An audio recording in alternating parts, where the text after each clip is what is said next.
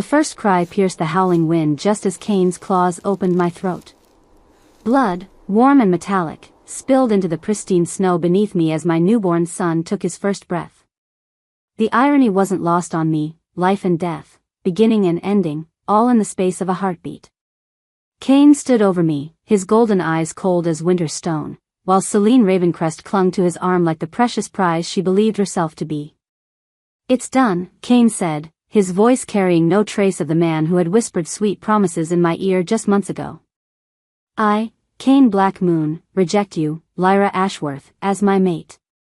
The mate bond snapped like a taut wire, sending agony through every nerve in my body. I gasped, clutching my baby closer to my chest as the pack gathered around us in a loose circle. Their faces held nothing but disgust and cruel amusement. To them, I was entertainment, the lowest Omega getting her comeuppance.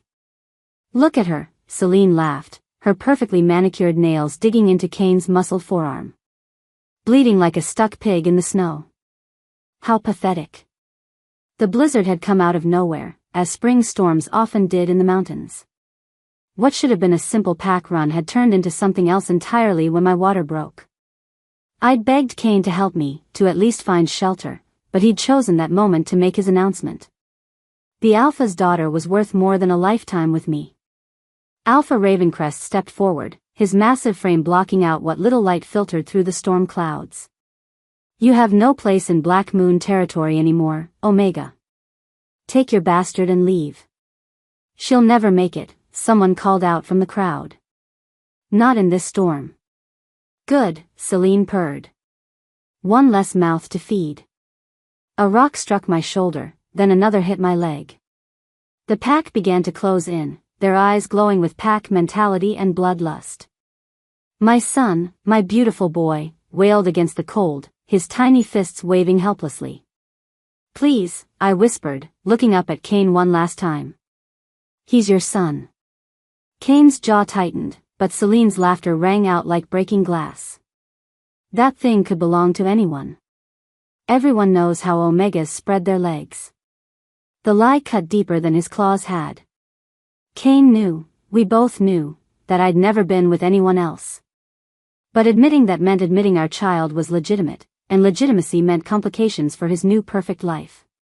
More stones flew. One caught me in the temple, sending stars across my vision. Blood ran freely now, mixing with the falling snow until I couldn't tell where I ended and the storm began. My baby's cries grew weaker, and panic clawed at my chest. They were going to let us die here. The pack began to turn away, following Cain and Celine back toward the warmth of the pack house. Their laughter echoed through the trees, fading with their footsteps until only the wind remained. The cold seeped through my thin clothes, through my skin, settling into my bones like ice. I tried to shift, to find my wolf's warmth, but she was as broken as I was. The rejection had damaged something fundamental in both of us. My limbs felt heavy, foreign, as hypothermia began its deadly work. "I'm sorry," I whispered to my son, pressing my lips to his tiny forehead. "I'm so sorry I couldn't protect you." His breathing was growing shallow. We had minutes, maybe less. That's when I saw her. She stood at the edge of the clearing like she'd materialized from the storm itself, a woman dressed in silver and moonlight, her hair white as fresh snow and her eyes ancient as the mountains. When she moved, the air around her shimmered with otherworldly power. "You called to me in your desperation, child," she said, her voice carrying on the wind without being touched by it. "But power comes with a price." I blinked, certain I was hallucinating. "Who are you?" "I am what remains of the old ways. The moon spirits your people have forgotten." She knelt beside me, her presence radiating warmth that made my son stop crying. "Your bloodline carries the ancient gift, dormant for generations. I can awaken it, but once done, it cannot be undone." "I don't understand." "You will." She placed a glowing hand over my heart. "Make the oath, Lyra Ashworth. Swear your life to the old magic, and I will give you the power to survive. To thrive. To make them all remember why Omegas were once feared." The baby stirred in my arms, his eyes opening to reveal irises that sparkled like starlight. In that moment, I saw our future, not the death I'd expected, but something else entirely. Something that would shake the very foundations of the pack hierarchy. I swear it, I gasped, my blood seeping into the snow beneath us. By my blood, by my child's life, by the ancient laws they've forgotten, I swear it. The spirit smiled, and her form began to fade. Then rise, daughter of the old bloodline. Rise and reclaim what was always yours. Power flooded through me like liquid fire. My wounds began to heal, the cold retreated, and somewhere deep inside, my wolf stirred with a strength I'd never felt before. This wasn't the broken, submissive Omega they'd left to die. This was something else entirely. I pulled my son closer and stood, my legs steady despite everything that had happened. The storm was already beginning to clear, revealing the lights of the pack house in the distance. They thought they'd seen the last of me. They were wrong. The old bloodlines remembered, and they were about to learn what happened when you threw away something precious. My son looked up at me with those impossible eyes, and I smiled. Don't worry, little one, I whispered, my breath no longer forming clouds in the frigid air. Mama's going to make sure they never forget us again. In the distance, a wolf howled, but it wasn't from the Black Moon pack. It was something older, wilder, calling to the power now flowing through my veins. The moon spirits had awakened more than just my dormant abilities. They'd awakened my destiny. I turned my back on the pack that had abandoned us and walked into the storm, my son safe in my arms and ancient magic singing in my blood. Behind us, the snow began to fall harder, as if the very sky was washing away the last traces of who I used to be. When morning came, there would be nothing left but footprints leading into the wilderness, and the growing legend of what I would become. Chapter 2. 3 days.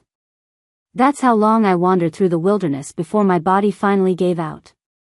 3 days of trudging through snow that seemed to part before me, of finding shelter in caves that appeared just when I needed them most, of watching my son, my miracle, grow stronger while I grew weaker. The ancient magic had kept us alive, but even old power had its limits. I collapsed at the mouth of what looked like an abandoned wolf den, my legs finally refusing to carry me another step. Asher, I'd named him during our second night under the stars, made soft mewling sounds against my chest. He was warm, impossibly warm for a newborn, and his eyes had remained that startling silver blue that marked him as something special. Something different. Just like me. The den smelled of old earth and forgotten secrets. I crawled inside, pulling dried leaves and debris around us in a pitiful attempt at warmth. My milk had dried up that morning, and Asher would need food soon. The thought of failing him, of surviving Cain's betrayal only to watch my child waste away, made my chest tight with panic. I'm sorry, I whispered, stroking his downy hair. I'm so sorry, little wolf. That's when the scent hit me. Male. Alpha. But unlike any I'd ever encountered.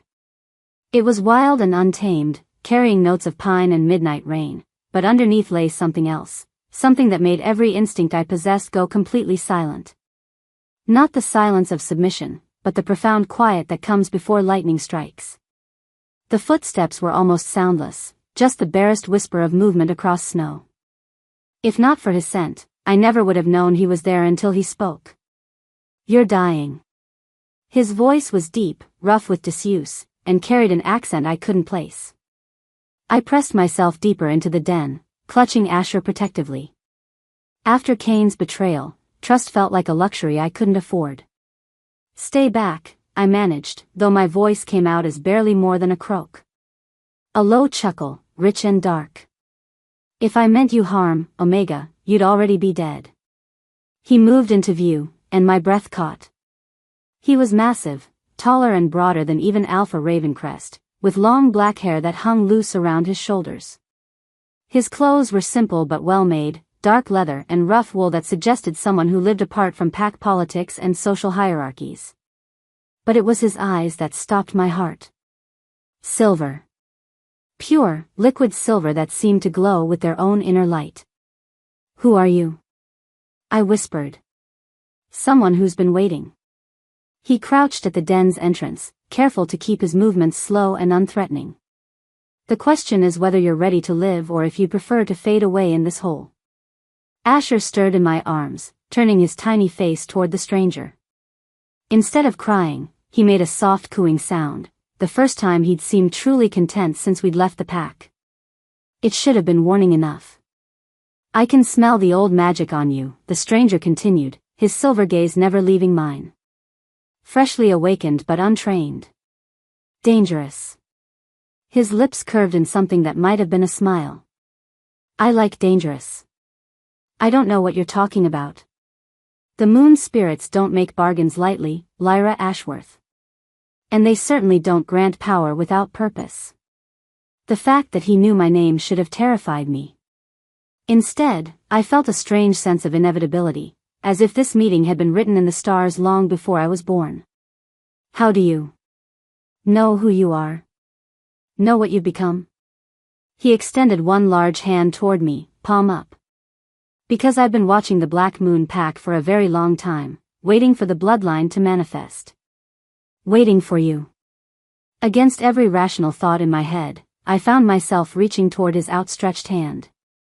The moment our skin touched, warmth flooded through me like summer sunshine.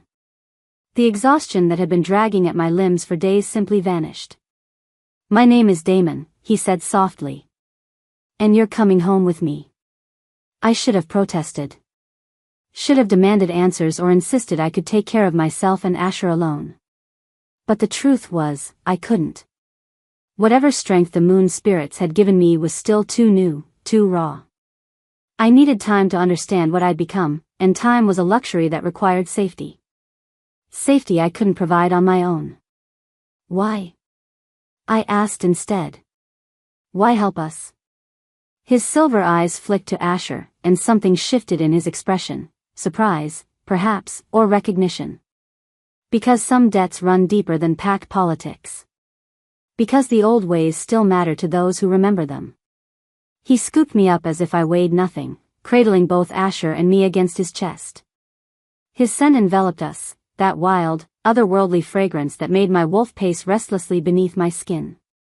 She wanted to roll in it, to mark herself with it, and the intensity of her reaction sent alarm bells through my mind.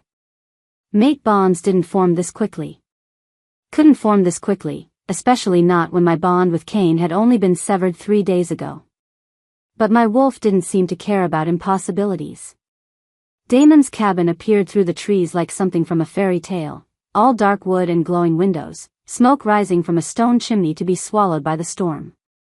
It was larger than I'd expected, built with the kind of craftsmanship that spoke of both wealth and permanence. You live alone? I asked as he carried us up the front steps. I prefer solitude. He pushed open the heavy door with his shoulder. Until now. The interior was warm and welcoming, all leather furniture and rich fabrics surrounding a massive stone fireplace. Bookshelves lined the walls, filled with volumes that looked ancient and expensive. Nothing about this place suggested a rogue wolf scraping by on the edges of civilization. Everything about it whispered power. Old power. Damon set me down gently on a leather couch that was softer than anything I'd ever touched in the Black Moon pack house. He moved with fluid grace to stoke the fire, then disappeared into another room, returning with blankets and what looked like medical supplies. You're hurt, he said, settling beside me with careful precision.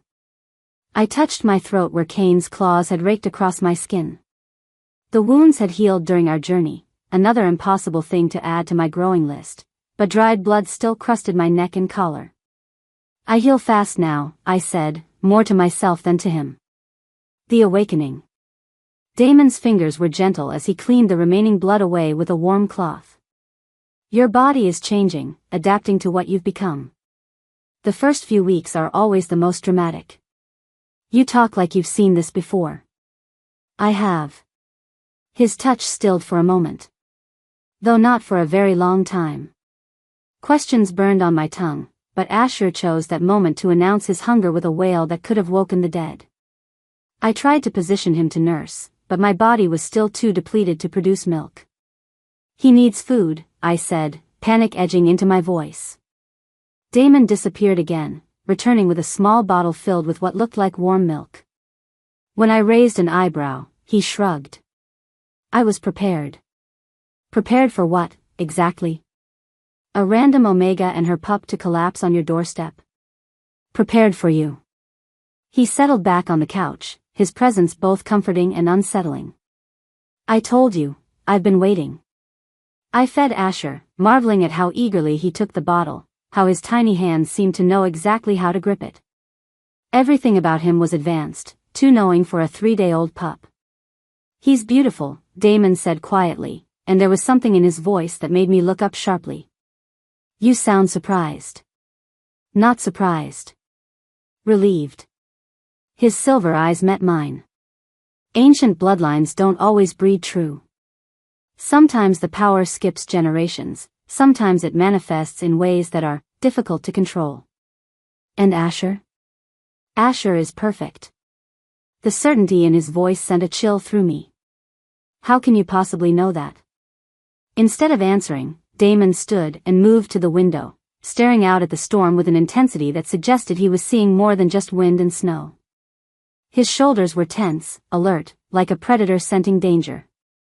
We should eat, he said finally. You need to regain your strength. The subject change was obviously deliberate, but I was too exhausted to push.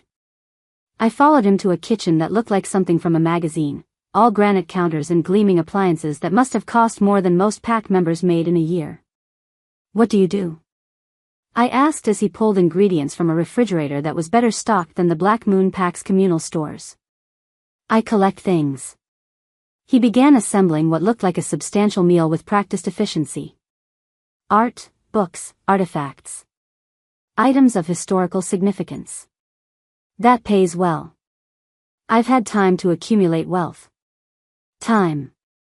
He said it like he'd had centuries rather than years. I studied his profile as he cooked, taking in the sharp cheekbones and strong jaw, the way he moved with predatory grace. He looked maybe 30, but something about him suggested much, much older. How long have you been waiting for me? Longer than you might believe. That's not an answer. He turned then, and those silver eyes pinned me in place. Sometimes answers create more questions than they resolve. Are you ready for that level of complexity, Lyra? Before I could respond, a sound from outside made us both freeze. It was distant but unmistakable, howls. Multiple wolves, moving fast through the forest. They're tracking you, Damon said, his voice going flat and dangerous. The pack? Kane and his new mate, along with several others. They've been following your scent for hours. I clutched Asher closer. Why would they bother? They made it clear they wanted nothing to do with us. Because you survived. Damon's hands had gone very still where they rested on the counter. And because smart alphas don't leave loose ends. The howls were getting closer. Through the window, I could see shapes moving between the trees, dark forms loping through the snow with deadly purpose. What do we do? Damon turned to face me fully, and for a moment, his human mask slipped. What looked back at me was ancient and predatory and utterly without mercy. The temperature in the room seemed to drop 10 degrees. We? His voice had gone soft, which somehow made it infinitely more threatening. You're going to take your son upstairs and lock yourselves in the back bedroom. And I'm going to remind your former pack why smart wolves don't hunt on my territory. I won't hide while you fight my battles. You will. The command hit me with alpha force, but instead of making me submit, it sparked something rebellious in my chest. The power the moon spirits had awakened didn't recognize his authority. Because if Kane sees what you've become before you learn to control it, he'll kill you both to prevent whatever threat he thinks you represent. And what have I become? His smile was sharp as winter wind. Something they should have feared from the beginning. The howls were right outside now. Through the front window, I could see golden eyes reflecting the firelight, see the massive forms of Black Moon wolves circling the cabin like vultures. Upstairs. Now. Damon's voice brooked no argument. And whatever you hear, whatever happens, don't come down until I call for you. I wanted to argue, wanted to demand he explain everything, who he was, what he knew about my bloodline, why he'd been waiting for me. But Asher made a soft sound against my chest, and maternal instinct overrode everything else. I ran for the stairs. The bedroom he'd indicated was warm and comfortable, with thick curtains that blocked out the night. I settled on the bed with Asher, my enhanced hearing picking up every sound from below. Kane's voice, raised in alpha command, "We know she's in there. Send her out." Damon's reply, calm and unmoved, "You're trespassing." On whose authority? That was Celine, her tone sharp with entitled indignation. "This isn't pack territory." "No," Damon agreed. "It's mine." The silence that followed was heavy with tension. Then Kane spoke again, but his voice had lost its commanding edge. "We don't want trouble. We just want the Omega." "Why?" "She's unstable. Dangerous. She attacked pack members before she fled." The lie made my hands clench into fists. I'd never raised a finger against anyone in the pack, despite years of their abuse. "Interesting." Damon's voice carried a note of dark amusement. "And you feel responsible for cleaning up this mess?" "She was my mate." Kane's admission sounded reluctant. "Before I came to my senses." "Ah." The single syllable held volumes of understanding. "And now you're concerned she might cause problems for your new arrangement." "Something like that." "I see." A pause, then, "No." "What?" I said no. "She's under my protection now. Leave." "You can't be serious." That was Alpha Ravencrest, his voice booming with outrage. "We outnumber you 6-1. What happened next defied everything I thought I knew about wolf dynamics. The temperature plummeted so fast that frost began forming on the bedroom windows. The very air seemed to thicken, pressing down with weight that made my bones ache. Downstairs, someone made a choked sound of terror. When Damon spoke again, his voice carried undertones that vibrated through the cabin's frame, through my chest, through my very soul. 6-1? He sounded genuinely amused. "Those are interesting odds." The sound that followed wasn't quite a howl and wasn't quite a roar. It was something older, something that made every predatory instinct I possessed curl up in submission. Through the floorboards, I heard the unmistakable sounds of large bodies hitting the ground. Then silence. Minutes passed before Damon's normal voice drifted up the stairs. "It's safe now, Lyra." I found him in the kitchen, calmly continuing to prepare the meal he'd started before the interruption. There was no sign of struggle, no evidence that 6 aggressive wolves had just been on his doorstep making threats. "Where are they?" "Gone." He didn't look up from the pan where something delicious was sizzling. "They won't be back." "Just like that?" "Just like that." I settled Asher in a basket Damon had produced from somewhere, then studied the man who'd just made an entire pack of aggressive wolves disappear without breaking a sweat. "What are you?" "Hungry." He plated the food and gestured to the table. "Sit. Eat. Your body needs fuel to finish healing." The meal was incredible, rich stew with meat I couldn't identify, bread that was still warm from the oven, vegetables that tasted like they'd been picked that morning despite the season. I ate with desperate efficiency, my enhanced metabolism demanding more calories than my human form had ever required. Damon watched me with those unsettling silver eyes, his own meal barely touched. "Better?" he asked when I finally slowed down. "Much." I leaned back in my chair, studying him. "Thank you." "Don't thank me yet." "Why not?" "Because you don't know what you've gotten yourself into." He stood and moved to the window, staring out at the forest. "The power you've awakened, it comes with responsibilities. Enemies. A destiny that's much larger than revenge against one insignificant pack. The moon spirits didn't exactly provide a manual." "No, they rarely do." He turned back to me, and for a moment, his expression was almost gentle. "They prefer to let us figure things out through trial and error. Usually painful error." "You sound like you speak from experience." "I do." Asher made a soft sound from his basket, and both Damon and I looked toward him automatically. What we saw made my heart skip several beats. My 3-day-old son was sitting up. Not just propped up, actually sitting, his back straight and his silver blue eyes alert and focused. When he saw us watching, he smiled. "That's impossible," I breathed. "Is it?" Damon moved to the basket, his movements careful and respectful. "Hello, little prince." Asher reached up with perfect coordination, his tiny fingers grasping at the air between them.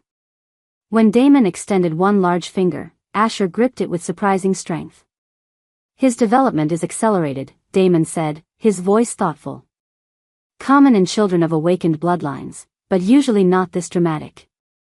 "How do you know so much about this?" "Because I've seen it before. Because I've lived it." He looked up at me, and there was something vulnerable in his expression. "Because I've been alone for a very long time, waiting for someone who might understand." "Understand what?" "What it means to be different. To carry power that others fear." He straightened, and the vulnerability was gone, replaced by careful neutrality. "To be the last of your kind." The words hit me like a physical blow. Last of my kind? The old bloodlines were hunted to extinction centuries ago. Packs feared what they couldn't control, couldn't predict. They systematically eliminated any wolf who carried the ancient gifts. His smile was bitter. They were very thorough. But I'm here. Asher's here. Yes. He moved closer, his presence both intimidating and oddly comforting. Which means either they weren't as thorough as they believed, or you're not the only one who's been hiding in plain sight. The implications made my head spin. Are you saying you're like you? In some ways. He sat across from me again, his silver eyes reflecting the firelight. Though my gifts manifested differently. Longer ago. How much longer? Does it matter? Everything matters now. You said yourself that I need to understand what I've become. He was quiet for a long moment, studying my face as if weighing his words carefully. When he finally spoke, his voice carried the weight of centuries. I was born during the last great purge. My pack was slaughtered when I was barely old enough to shift. His fingers traced patterns on the wooden table. I survived by learning to hide what I was, to blend in with normal wolves while I grew strong enough to protect myself. How long ago? 300 years, give or take a decade. The number hung in the air between us like a challenge to everything I thought I knew about reality. Wolves didn't live for centuries. We were lucky to see 80 years, maybe 90 if we were strong and careful. That's impossible. So is awakening a dormant bloodline with a desperate prayer to moon spirits most wolves consider myth. He leaned forward, and I caught another wave of that intoxicating scent. Yet here you are. Asher chose that moment to make another impossibly advanced movement, rolling from his back to his stomach and pushing up on his tiny arms like he was trying to crawl. When he succeeded in lifting his chest off the basket's padding, he looked directly at Damon and made a sound that was definitely trying to be a word. He knows you, I said, wonder creeping into my voice. Children of the old bloodlines recognize their own. Damon's expression softened as he watched Asher's efforts. Even at his age, his instincts are awakening. Is that why you were waiting? For him? I was waiting for both of you. He met my eyes, and the intensity there made my breath catch. The prophecy spoke of a child born during the blood moon, to a mother who would awaken the ancient gifts through desperate necessity. A child who would bridge the old ways and the new. Prophecies? The moon spirits don't just grant power randomly, Lyra. They choose their vessels carefully, for specific purposes. He gestured toward Asher, who was now attempting to coordinate his movements well enough to actually crawl. Your son isn't just advanced. He's the key to everything. The key to what? To ending the purge. To bringing the old bloodlines back from the edge of extinction.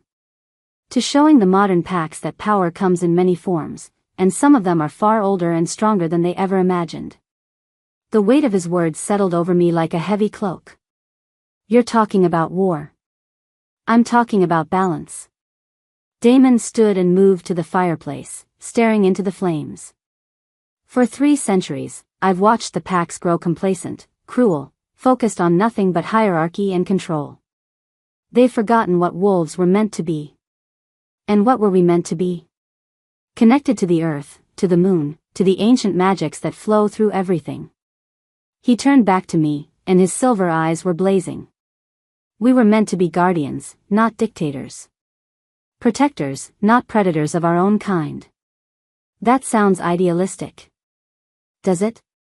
He moved closer, and I found myself holding my breath. Tell me, in your years with the Black Moon Pack, how often did you feel truly protected? How many times did the strong use their power to shelter the weak rather than exploit them? Never. The answer was never, but admitting it felt like betraying everything I'd been taught about pack loyalty. Cain protected me, I said weakly. Cain used you. There's a difference. Damon's voice was gentle but implacable. Real protection doesn't come with conditions. Real strength doesn't require submission from those you care about. As if to prove his point, Asher succeeded in his crawling attempt, moving across the basket with determination that was startling in something so young. When he reached the edge, he looked up at both of us and made another sound that was definitely an attempt at communication. Duh, he said clearly. Duh. My heart stopped. 3-day-old babies didn't talk. Didn't crawl. Didn't look at strangers with recognition and affection. He's not normal, I whispered. No, Damon agreed, reaching down to carefully lift Asher from the basket. He's extraordinary. The sight of my tiny son cradled in Damon's powerful arms did something strange to my chest. It felt right in a way that defied logic, as if this was how things were meant to be. This is all happening too fast, I said, pressing my palms against my temples. 3 days ago I was just an omega. Now I'm apparently some kind of magical wolf with a genius baby and a mysterious alpha who's been waiting centuries for us to show up. The old magic doesn't work on mortal timelines, Damon said, settling back on the couch with Asher still in his arms. When it awakens, everything accelerates. Your healing, your son's development, your connection to powers you never knew existed. And my connection to you? The question slipped out before I could stop it, but I found I didn't want to take it back. There was something between us, something that went beyond gratitude or convenience. Damon's eyes darkened. That's more complicated. I'm getting used to complicated. Are you? He studied my face intently. Because what I'm about to tell you will change everything you think you know about fate and choice and the bonds that tie wolves together. Outside, the storm was finally beginning to break, but inside the cabin, the air felt charged with possibility and danger in equal measure. Asher had fallen asleep in Damon's arms, looking completely content and safe. Looking like he belonged there. Tell me, I said, meeting his silver gaze directly. Tell me everything. Damon was quiet for a long moment, his thumb stroking gently along Asher's cheek. When he finally spoke, his words shattered the last of my preconceptions about how the world worked. The moon spirits don't just awaken dormant power, Lyra. They also awaken dormant bonds. Connections that were forged long before either of us was born. His eyes found mine across the dim room. I wasn't just waiting for the return of the old bloodlines. I was waiting for my true mate. The mate bond I'd felt stirring since the moment I met him suddenly blazed to life, but it felt nothing like the connection I'd shared with Cain. This was deeper, older, written into the very fabric of reality. That's impossible, I whispered. So was everything else that's happened in the last 3 days. He stood, still cradling Asher, and moved toward me with predatory grace. The question is, are you brave enough to accept what the spirits have given you? Or will you run from this too? Outside, new howls echoed through the night, but these weren't from Cain's hunting party. These were wild and strange and ancient, as if Damon's presence was calling to things that had been sleeping in the deep forest for far too long. As if the old magic was waking up everywhere, and our little family was at the center of something much bigger than revenge or survival. Something that would reshape the world of wolves forever. Chapter 3. I barely slept that first night in Damon's cabin. Every time I closed my eyes, I saw Kane's golden one staring back at me with cold indifference, heard Celine's laughter echoing through my dreams. But worse than the memories were the new sensations coursing through my body, power that felt like liquid lightning in my veins, begging to be released. When dawn finally broke, I found Damon already awake, standing at the kitchen window with a cup of coffee steaming in his hands. He was dressed in dark jeans and a simple black sweater, but somehow managed to look like he could command armies with a single word. "How do you feel?" he asked without turning around. "Different." I settled Asher in his basket, marveling again at how alert he was for a 4-day-old baby. "Restless. Like there's something crawling under my skin, trying to get out." That's the power-seeking expression. The longer you suppress it, the more volatile it becomes. He finally faced me, and those silver eyes were serious. "We need to begin your training today." "Training for what?" "For controlling what you've awakened before it controls you." He moved to a cabinet and pulled out what looked like ancient leather-bound journals. "Your bloodline carries abilities that haven't been seen in the modern world for over 2 centuries.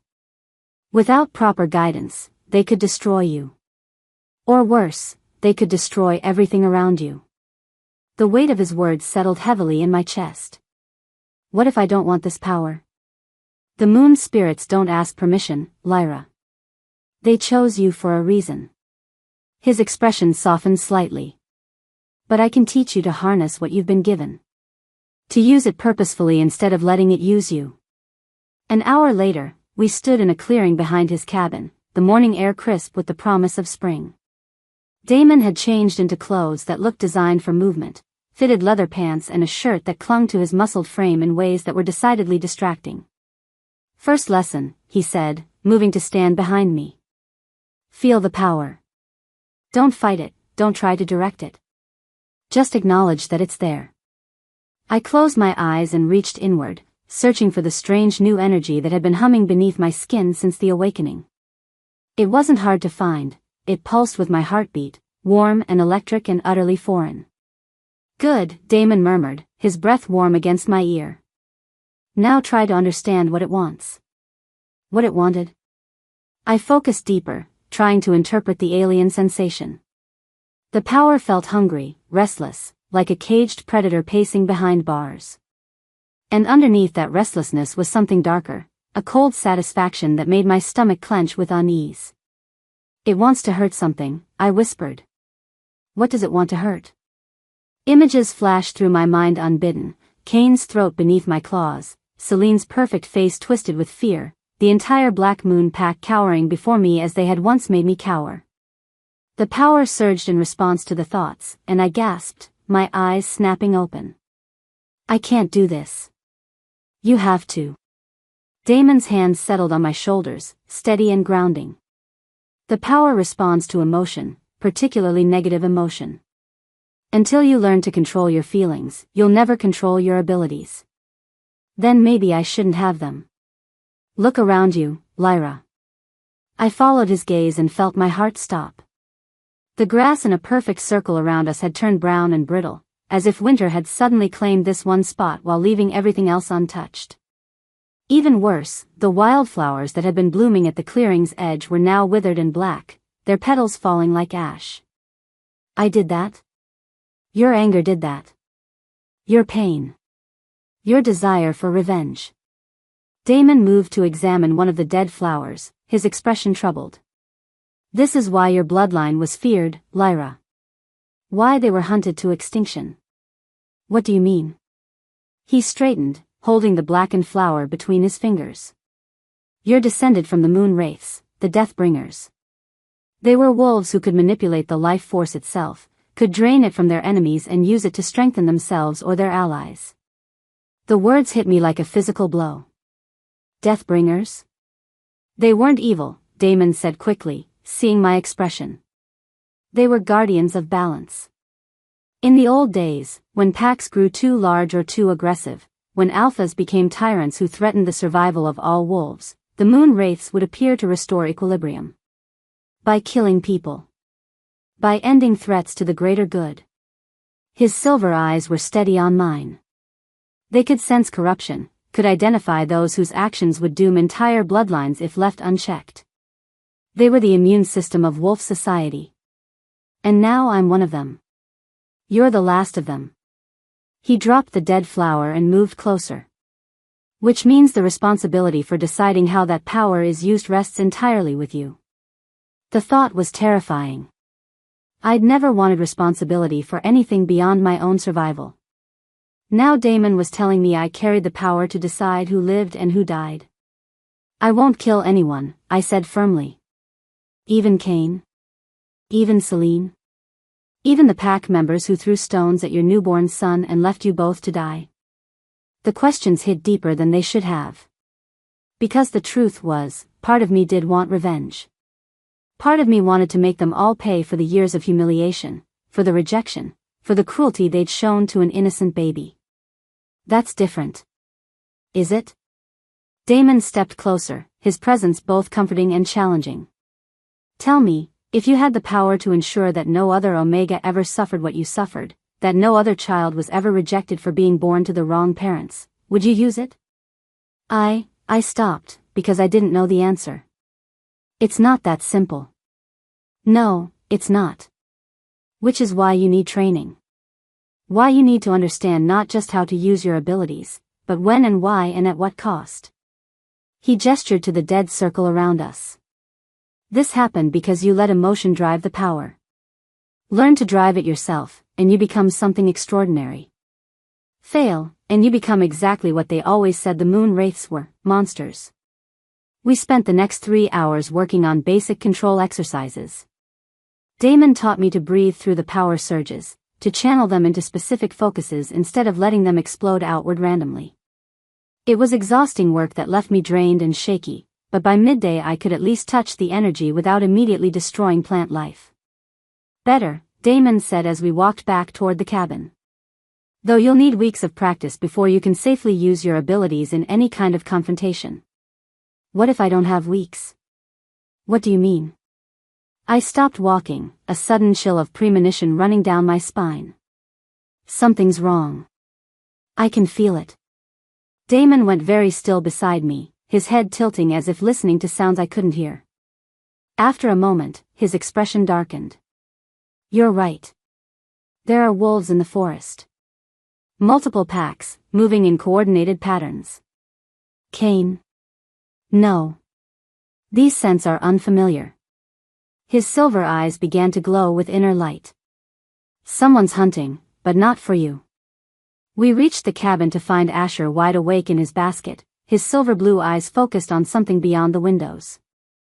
When he saw us, he made an urgent sound that was definitely trying to communicate something important. What is it, little prince? Damon asked, lifting him carefully. Asher pointed toward the forest with one tiny finger, his expression solemn beyond his days. When he opened his mouth, the word that emerged made my blood freeze. Revenge. It was clear, unmistakable, and spoken with an intelligence that no 4-day-old should possess. But more than that, it was spoken with a satisfaction that seemed far too adult, too knowing. That's impossible, I breathed. Nothing's impossible anymore, Damon said grimly. The question is what he's sensing that we're not. His answer came in the form of howls from the direction of Black Moon territory, not the organized hunting calls we'd heard the night before, but sounds of panic and chaos.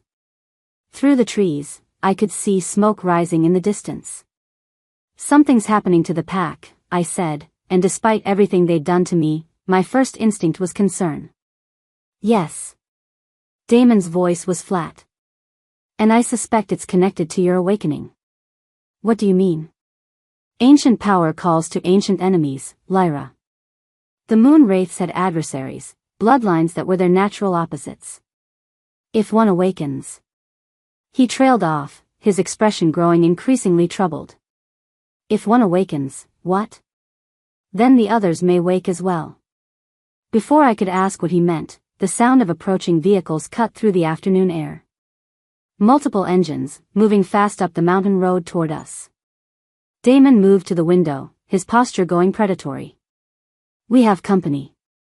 A convoy of black SUVs was winding up the narrow road to his cabin, their windows tinted so dark I couldn't see the occupants.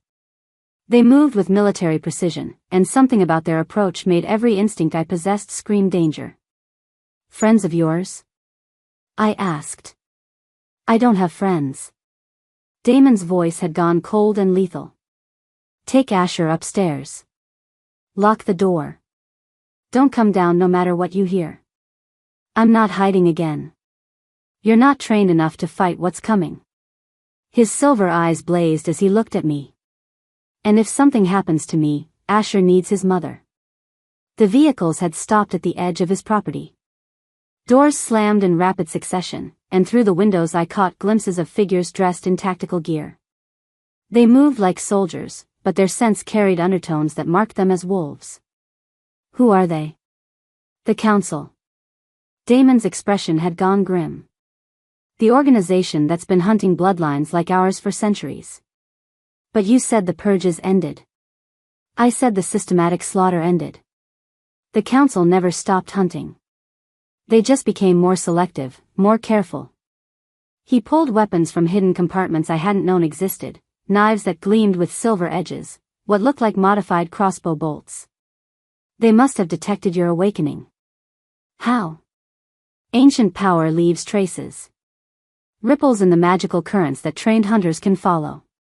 He pressed a pistol into my hands. "Silver bullets. Aim for center mass, don't hesitate, and remember that they'll try to take you alive if possible." "Why alive?"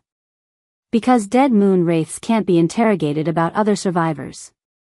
The implication sent ice through my veins. "There are others?" "Maybe. Probably. Hidden bloodlines scattered across the world, living normal lives until something triggers their awakening." His smile was sharp and bitter. "Congratulations, Lyra. You just painted a target on every potential moon wraith descendant in existence." Before I could respond, a voice called out from the front yard, male, authoritative, with the kind of confidence that came from absolute certainty in one's power. "Damon Blackthorne. We know you're in there. We know what you're harboring." "Blackthorne." I filed the surname away even as my mind reeled from everything else. The Council knew Damon's real name, knew he was here, knew about me.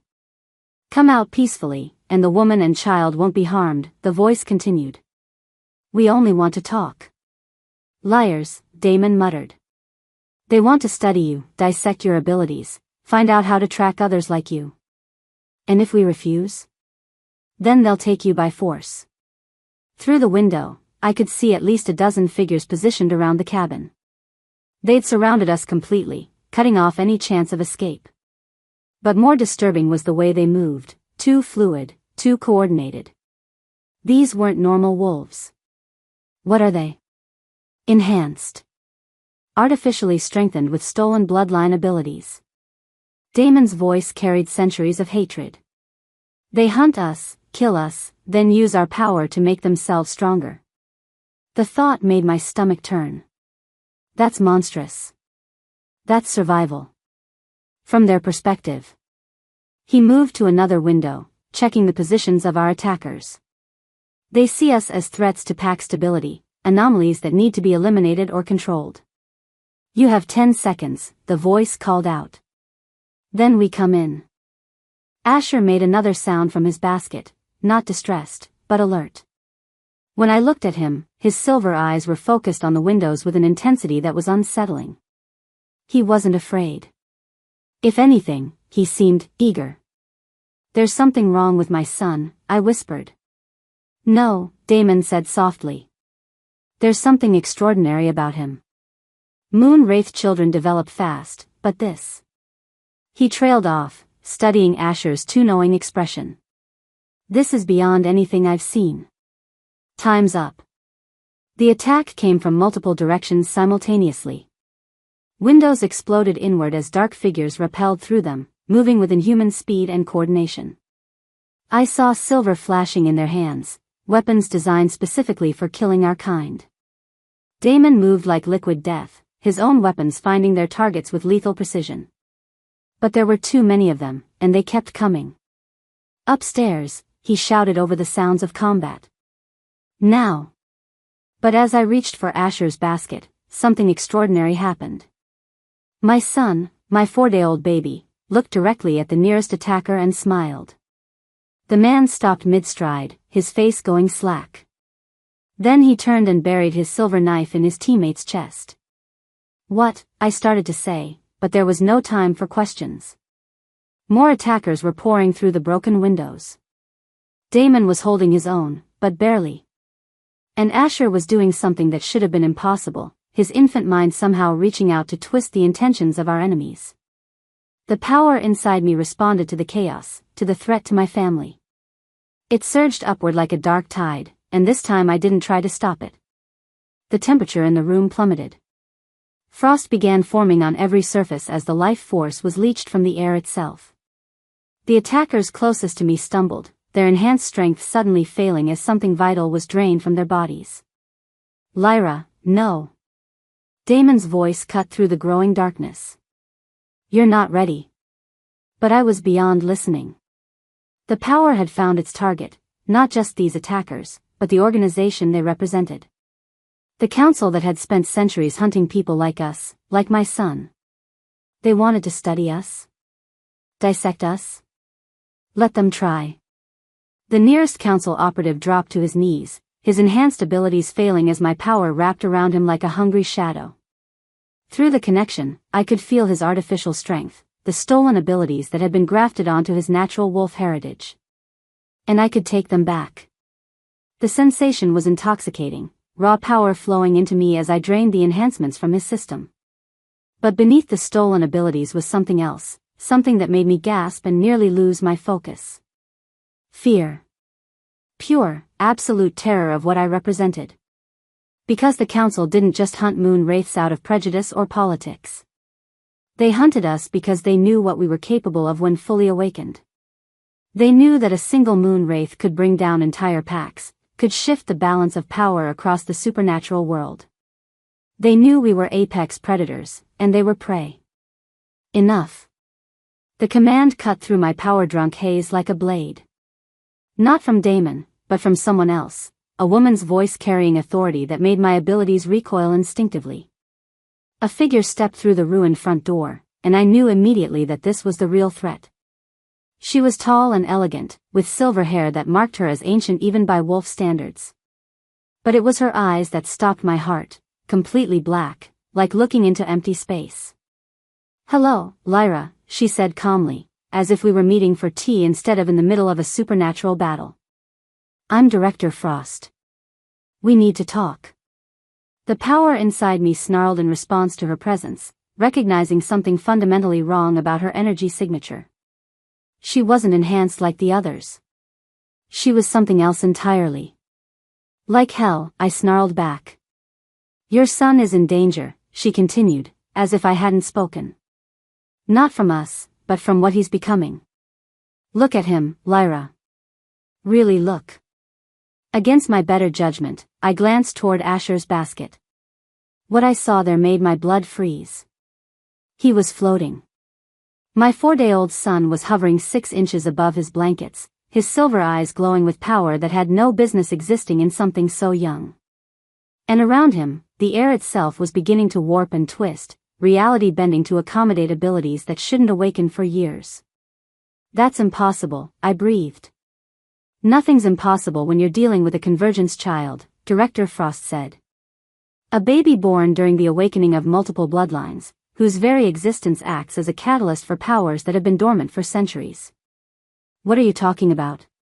Your son isn't just a moon wraith, Lyra. He's something new, something unprecedented. Her black eyes fixed on Asher with an intensity that made me want to put myself between them. And if his development isn't carefully managed, he could tear holes in reality itself. The words hit me like physical blows. You're lying. Am I? She gestured toward the windows, and I saw something that made my knees weak. The forest beyond the cabin was changing. Trees were growing and dying and regrowing in rapid cycles, as if time itself was fluctuating around us. The very fabric of reality was becoming unstable, and at the center of it all was my floating, glowing, impossible son. He needs training, Director Frost continued. Guidance from people who understand convergence magic. Come with us willingly, and we'll help him learn control. Refuse, and watch him accidentally destroy everything within a 100-mile radius. Don't listen to her, Damon said, but his voice was strained. The council doesn't help. They exploit. And what's your alternative? Director Frost asked coolly. Hope he grows out of it? Pray that his power stabilizes on its own? She laughed, a sound like breaking glass. Convergence children who don't receive proper training don't live to see their first birthday, Damon. Their own abilities consume them from within. I looked between them, Damon, who had saved us but still hadn't told me everything he knew, Director Frost, who terrified me but might be telling the truth about Asher's danger, and my son, who was growing more powerful by the hour in ways that defied every law of nature I understood. What do you want? I asked finally. Partnership, Director Frost said. Your cooperation in exchange for Asher's survival and training. And if I refuse? Her smile was colder than winter.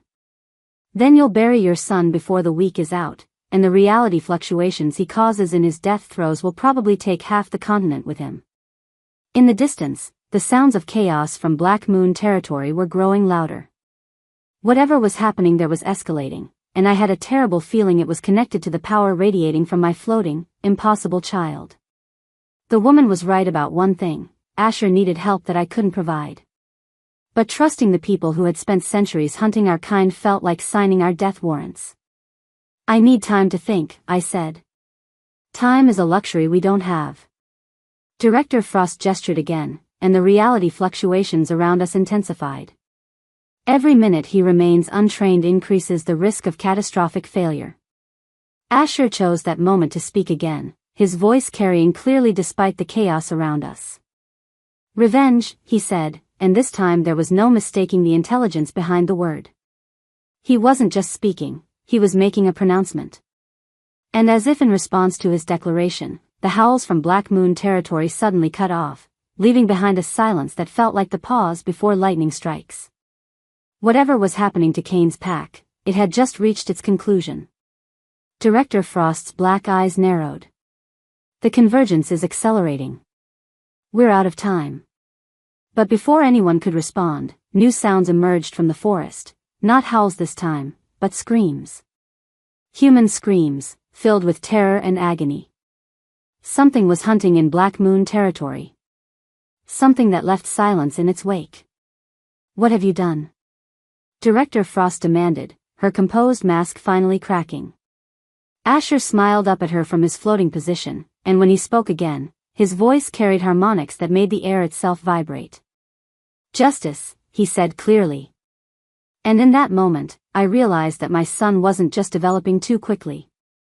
He was becoming something entirely new, something that combined the death-bringing power of the moon wraiths with abilities that existed beyond anything the old bloodlines had ever achieved. The council wanted to study him. Damon wanted to protect him.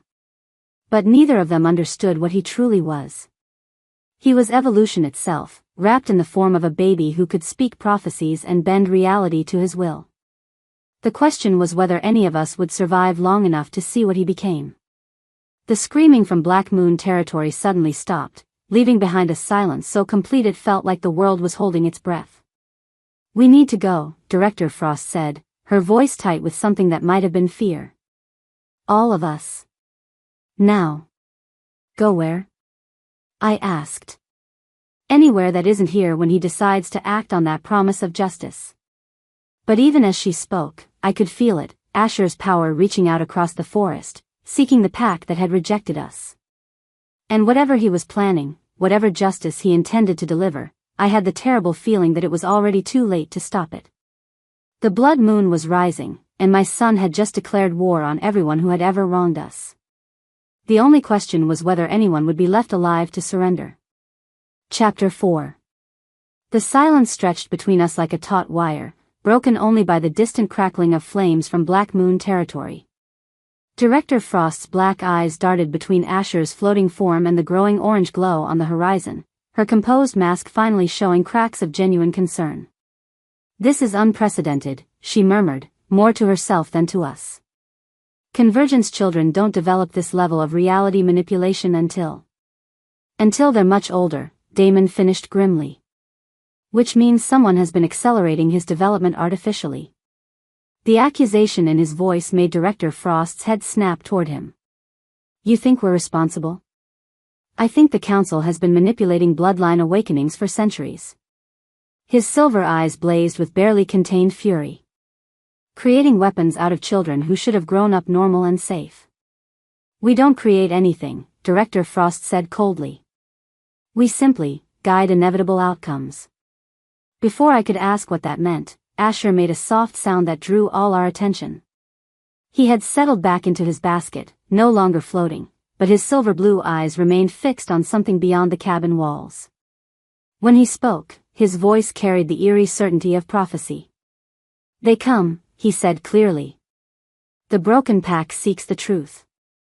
As if summoned by his words, new howls echoed through the forest, closer than the chaos from Black Moon territory, and moving toward us with desperate speed. But these weren't the organized hunting calls we'd heard before. These were the sounds of wolves running for their lives. Survivors, Director Frost said, her tactical gear suddenly appearing in her hands as if materialized from thin air. This complicates things. Everything's been complicated since the moment I met you people, I snapped, checking the silver-loaded pistol Damon had given me. What aren't you telling me about what's happening to the pack? What's happening, Damon said quietly, is justice. Long overdue justice. Something in his tone made me look at him sharply. There was a satisfaction there, a grim pleasure that made my stomach clench with unease. Damon? But before he could answer, the first refugees burst into the clearing around his cabin. 3 wolves in human form, their clothes torn and bloodied, their eyes wide with terror. I recognized them immediately, Beta Marcus, who had stood silent while stones were thrown at my newborn son, Sarah Chen, who had laughed when Cain rejected me, and Thomas Wright, one of the younger warriors who had always followed pack orders without question. They saw the council operatives and immediately shifted into defensive positions, but their attention kept darting toward the cabin, toward us. Where is she? Marcus demanded, his voice hoarse from running. Where's the Omega? Safe, Director Frost said neutrally. What happened to your pack? It's gone. Sarah's voice broke on the words. They're all gone. The Alpha, the Luna, everyone who stayed for the mating ceremony. There's nothing left but... She shuddered. Nothing left but ash and shadows. What attacked you? Damon asked, and I caught something strange in his expression, not surprise, but a kind of grim confirmation, as if he'd been expecting this news. We don't know, Thomas said. Something that moved like smoke, that killed without leaving marks. People just collapsed. Like their life force was being drained away. The description sent ice through my veins. Death magic. Someone with abilities like mine had destroyed the Black Moon pack. How many survived? Director Frost was already calculating, her tactical mind assessing threats and opportunities. Maybe a dozen, Marcus said. Those who were out on patrol, or hunting, or... His eyes found mine through the cabin window. Those who were smart enough to leave before the ceremony began. Before the ceremony, I repeated slowly. You mean Cain and Celine's mating? The ceremony that was supposed to cement his claim to the Alpha position, Sarah said bitterly. The ceremony that was supposed to prove he was strong enough to lead. Her laugh was edged with hysteria. Turns out he wasn't strong enough to survive his own wedding. I should have felt something, grief, regret, maybe even a twisted satisfaction. Cain had destroyed my life, rejected our son, left us to die in the snow. But all I felt was a hollow numbness, as if the part of me that could care about his fate had been burned away along with everything else. Who do you think is responsible? Director Frost asked. Marcus's eyes locked onto mine through the window, and his expression hardened with certainty. Her. The Omega. She did this. That's impossible, I said, stepping outside with Asher in my arms. I've been here the entire time. Have you? Marcus's voice carried the authority of his beta rank, but underneath I could hear fear. Or have you been learning things? Awakening things that should have stayed buried? I had nothing to do with what happened to the pack. Didn't you? Thomas stepped forward, his young face twisted with grief and anger. You disappear into the wilderness, and 3 days later our entire pack is wiped out by death magic? That's one hell of a coincidence. It is a coincidence, I insisted, but even as I said it, doubt began creeping in. The timing was suspicious, and I knew my power had been growing stronger, more volatile. What if something I'd done during training had somehow reached across the forest? What if my rage and desire for revenge had manifested in ways I didn't understand? Lyra didn't attack your pack, Damon said firmly. She's been with me, learning to control abilities she barely understands. And who are you to vouch for her? Sarah demanded. Some rogue alpha living in the woods? How do we know you're not both involved in this? Damon went very still, and something shifted in the air around him, a pressure that made every wolf present take an involuntary step backward.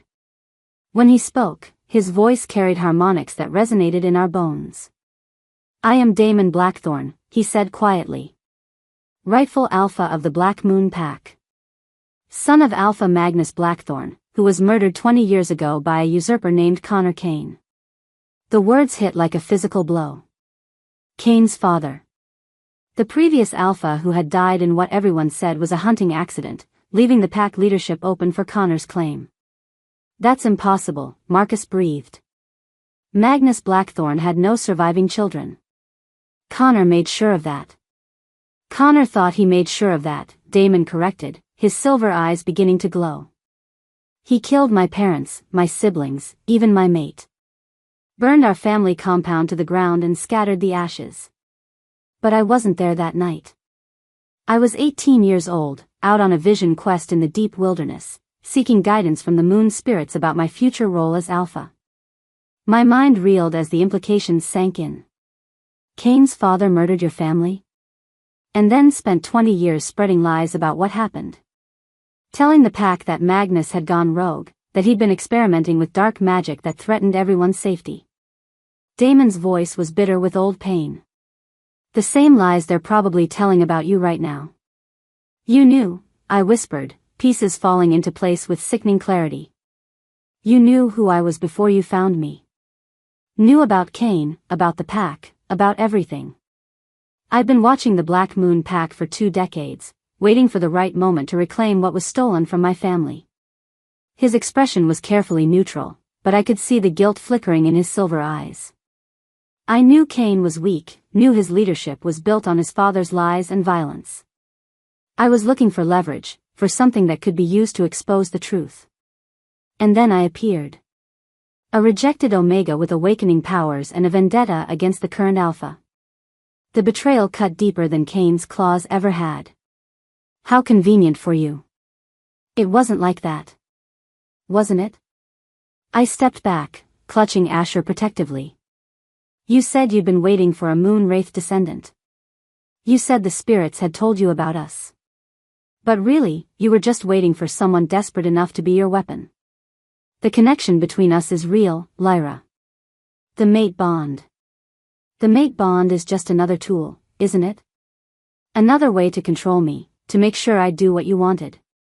My power was responding to my emotional turmoil, the air around us growing cold with the promise of death magic. How long were you planning to wait before telling me the truth? I was going to tell you everything once you were ready. Ready for what? Ready to help you murder an entire pack? The words came out louder than I'd intended, and I saw the council operatives shifting positions, preparing for potential violence. I didn't kill anyone, Damon said firmly. Whatever destroyed the Black Moon Pack, it wasn't me. But you're glad they're dead. It wasn't a question. I could see it in his face, the grim satisfaction that he wasn't quite able to hide. You're glad someone finished what you couldn't. Before he could answer, more howls echoed through the forest, but these were different from the panicked calls of the survivors. These were hunting howls, coordinated and purposeful, coming from multiple directions. More survivors? Director Frost asked. No, Marcus said grimly. Enforcers. Kane's elite guard. They weren't at the ceremony because they were out searching for. His eyes found mine again. For her. How many? Thomas was already shifting into a defensive stance. 20, maybe 25 of the pack's best warriors. Sarah's face was pale with fear. They'll be looking for someone to blame for what happened. Someone to punish. Then we need to leave, Director Frost said decisively. My people can provide escort. No. The word came from Asher, spoken with an authority that silenced everyone in the clearing. He was looking directly at the approaching forest with those impossible silver-blue eyes, and when he spoke again, his voice carried prophetic certainty. They come for justice. They will receive it. Asher, no, I whispered, but I could already feel it, his power reaching out like invisible tendrils, searching for the approaching wolves. Let them come, he said, and his infant features were serene with the kind of peace that preceded terrible violence. Let them learn what happens to those who serve the corrupt. The first Black Moon warrior emerged from the tree line just as Asher finished speaking. It was Jake Morrison, one of Kane's most loyal enforcers, his face twisted with grief and rage. Behind him came others, wolves I recognized, wolves who had stood silent while I was abused, who had participated in the cruelty that defined pack hierarchy.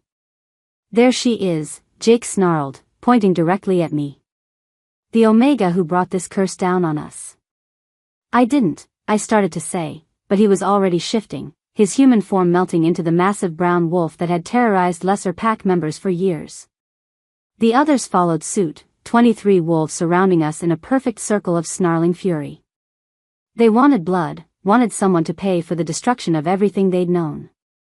And they'd decided that someone was me. Stand down, Director Frost commanded, but her voice was lost in the chorus of growls and snapping teeth. They won't listen, Damon said, his own form beginning to shimmer with the promise of shifting. They're beyond reason. Then we fight, I said, raising the silver-loaded pistol. But even as I prepared to defend myself, I could feel Asher's power building like storm pressure in the air. My son was preparing to do something that would change everything, and I had the terrible certainty that once he acted, there would be no going back. Don't, I whispered to him. Please, Asher. Don't become what they say you are. But it was too late. The first wolf, Jake Morrison, launched himself toward me with lethal intent, and my infant son responded with power that defied every law of nature. Jake stopped mid-leap, his massive form freezing in the air as if caught in invisible amber. Around the circle, the other wolves began to whimper and back away as something fundamental in their reality shifted. What is that thing? One of them whispered. Asher smiled, and when he spoke, his voice echoed with harmonics that came from somewhere beyond the mortal world. I am justice, he said simply. I am balance. I am what comes after the corrupt have fallen. Jake Morrison dropped to the ground, no longer wolf but human again, his eyes wide with terror as he stared at my floating, glowing son. Around him, the other warriors were shifting back to human form involuntarily, their wolves unable to maintain shape in the presence of whatever Asher was becoming. Please, Jake whispered. We just want answers.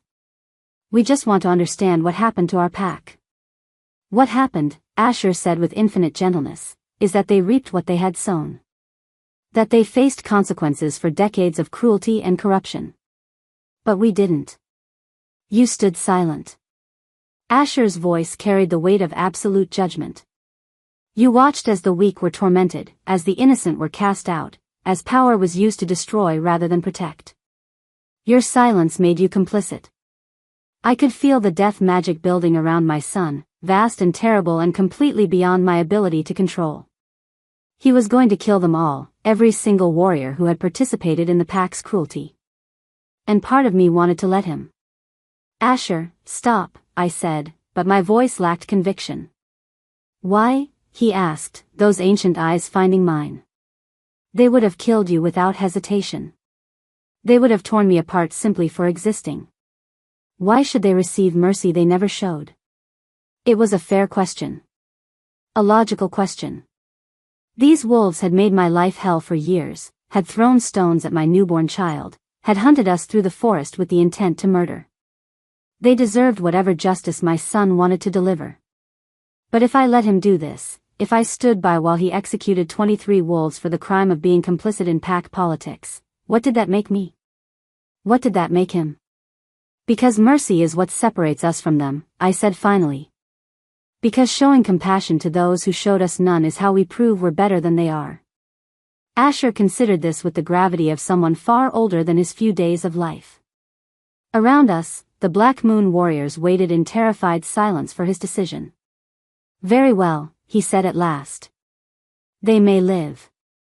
But they will remember what they have seen here. They will carry the message back to whatever remains of the supernatural world. What message? That the old bloodlines have returned. That the time of corrupt packs and cruel hierarchies is ending. His smile was beautiful and terrible. That a new age is beginning, whether the world is ready or not. With that pronouncement, he released his hold on the warriors. They collapsed to the ground, gasping and shaking, their eyes wide with the kind of existential terror that comes from confronting something completely beyond mortal understanding. Go, I told them. Leave. Don't come back. They fled without argument, disappearing into the forest with the desperate speed of prey escaping a predator. But I knew Asher was right, they would remember. They would tell others what they'd seen. Word would spread that something new and terrible had awakened in the wilderness. Something that could float as an infant and pass judgment like a god. Well, Director Frost said into the silence that followed. That was illuminating. Was it? I turned to face her, my patience finally exhausted. Or was it just another manipulation? Another test to see how much power my son could demonstrate? Her black eyes gave nothing away. What makes you think those things are mutually exclusive? Before I could demand a real answer, Damon stepped closer, his expression pleading. Lyra, I know you feel betrayed, but everything I told you about the mate bond, about caring for you and Asher, that was real. Was it? Or was I just a convenient tool for your revenge? I hefted Asher higher in my arms, noting that he seemed perfectly content despite having just terrorized 24 grown wolves. How do I know anything you've said is true? Because you can feel the bond between us. Because your wolf recognizes mine, regardless of the circumstances that brought us together. He was right, damn him. The mate bond thrummed between us like a living thing, stronger than anything I'd shared with Cain. But knowing that only made the betrayal worse. The bond doesn't excuse the lies. No, he agreed quietly. It doesn't. But it does mean that whatever else happens, we're connected now. For better or worse. And what if I decide it's for worse? Pain flashed across his silver eyes. Then I'll respect your choice. But I'll never stop trying to prove that what we have is worth fighting for. It would have been easier if he'd been cruel about it, if he'd demanded or commanded or threatened. Instead, he was giving me the one thing Cain never had, the power to choose. I need time, I said finally. Time to process everything that's happened. Time to figure out what I want versus what everyone else wants from me. Time we may not have, Director Frost interjected. Word of tonight's events will spread quickly. Other factions will want to claim or control Asher before his abilities fully manifest. Other factions? The Council isn't the only organization interested in bloodline management. There are groups that would use your son as a weapon, others that would worship him as a deity, and some that would simply want to study him until they understood how to replicate his abilities. The thought of anyone else trying to manipulate or harm Asher sent protective fury blazing through me. Then we disappear. Find somewhere remote where no one can find us. There is nowhere remote enough, Damon said grimly. Not for someone with his level of power. The magical signature he's creating can be detected from thousands of miles away. Then what do you suggest? We fight, he said simply. We gather allies, build strength, and prepare for the war that's coming whether we want it or not. War? The supernatural world has been balanced on a knife's edge for centuries, Director Frost explained. Artificial hierarchies, stolen power, bloodlines driven to near extinction. Your son's awakening has upset that balance. Change is coming, and it will be violent. I looked down at Asher, who was watching our conversation with those two intelligent eyes. He seemed so small, so innocent, despite everything I'd witnessed.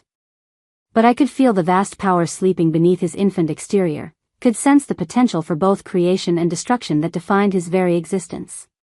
What if I refuse to fight? I asked. What if I just want to raise my son in peace? Then others will make the choices for you, Damon said. And when the dust settles, you'll find yourself exactly where you started, powerless, at the mercy of those who see you as nothing more than a tool to be used.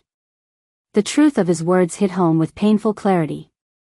I'd spent years as a victim of pack politics, had suffered because I was too weak to fight back. Now I had power, more power than I'd ever imagined, but with it came responsibilities I'd never wanted. If I agree to this, I said slowly, if I accept that war is inevitable, what then? How do we even begin to prepare for something like this? We start with truth, Damon said. No more lies, no more manipulation. We build something based on honesty and mutual respect instead of fear and control. And if the truth is that I can't trust you? If the truth is that you've been using me from the beginning? Then you'll have to decide if what I've given you, power, protection, knowledge, is worth the price I've asked for it. It was a fair question, and one I didn't have an answer for yet. But as I stood in the clearing surrounded by the wreckage of everything I'd once known, holding my impossible son who could bend reality with a word, I realized that trust might be a luxury I couldn't afford. What mattered now was survival. What mattered was ensuring that Asher grew up free to choose his own path, rather than being molded into someone else's weapon. Everything else, including my feelings about Damon's deception, would have to wait. One condition, I said finally. No more secrets. If we're doing this, if we're preparing for war, then I need to know everything. About your past, about the bloodlines, about what my son is becoming. Everything. Agreed, Damon said without hesitation. And if I find out you're still lying to me, still manipulating situations for your own ends, then we're done. Mate bond or no mate bond. Understood. Director Frost cleared her throat. If you're quite finished negotiating, we need to move. The magical disturbance from tonight's events will draw attention from across the supernatural spectrum.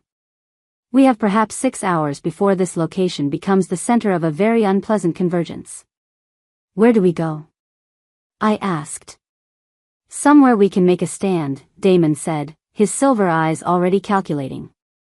Somewhere defensible, where we can gather allies and prepare for what's coming. And what exactly is coming? Revolution, Asher said quietly from my arms, his infant voice carrying the weight of prophecy. The old ways are ending, Mother. The new world begins with us. As if to emphasize his point, the distant glow from Black Moon territory suddenly flared brighter, and through the enhanced senses my awakening had given me, I could smell something that made my blood freeze. More death magic.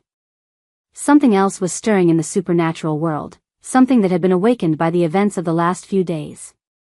We weren't the only ones preparing for war.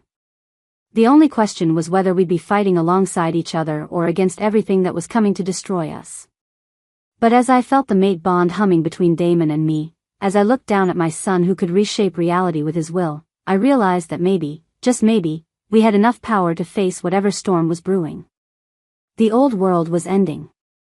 The new one would be written in blood and magic and the choices we made in the darkness. I just had to decide if I was brave enough to help write it. Thank you for listening to this story. Like, share and subscribe for part 2.